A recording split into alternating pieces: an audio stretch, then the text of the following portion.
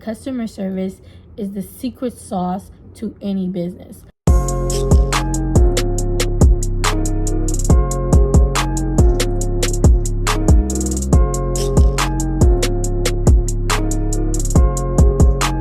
Hi guys, welcome back to my channel. If you're new here, my name is Rose. I am a lash tech from Florida, and today I'm gonna tell you how to elevate your business. So before we start this video, I do want to say happy Black History Month to all my Black kings and queens.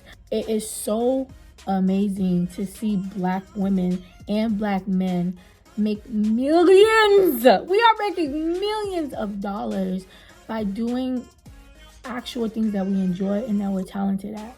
I love seeing Black owned businesses in different plazas around like Florida, like in the hood, outside the hood, in the suburb. Like, we keep educating ourselves, we keep using YouTube to the best of our advantage, just watching videos that really educate us and make us better. Like, the next generation, like my kids, your kids, their kids, they're set.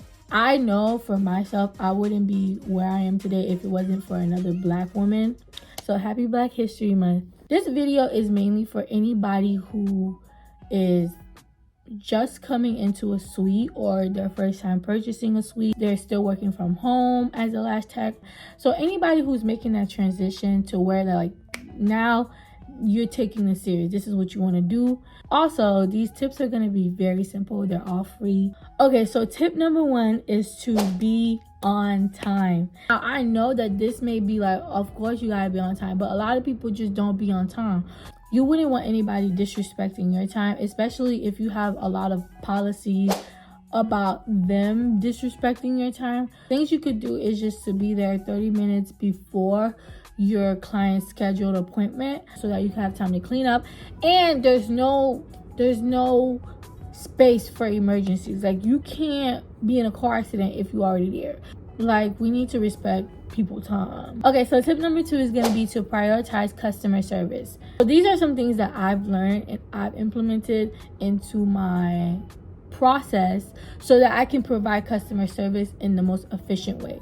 If I have a client that's coming in, now that we wear masks, it really doesn't matter what your face looks like.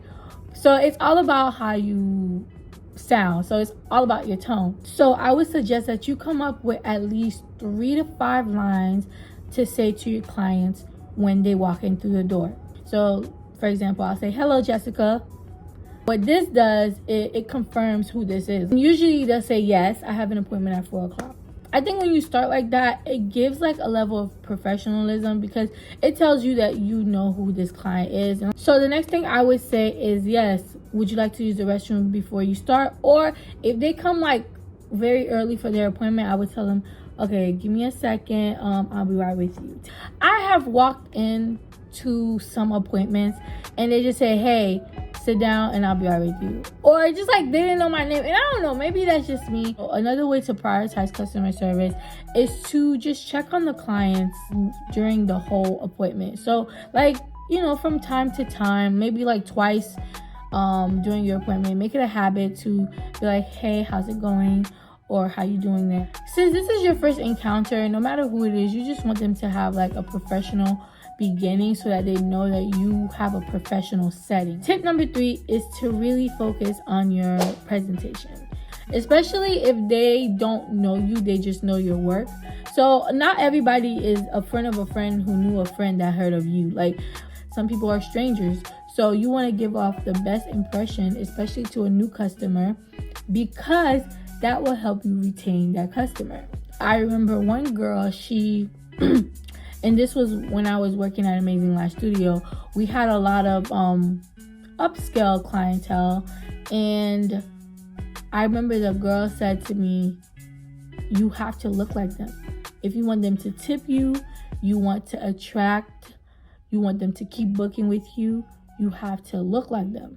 How you dress is how your clients are going to see you. And a lot of clients want someone who is so close to their eyes to look clean and professional and awoken and ready to take on the day, you know? We don't want somebody in our pajamas. Like, I'm sorry, I don't want somebody who look like she's going to sleep doing my lashes. You feel me?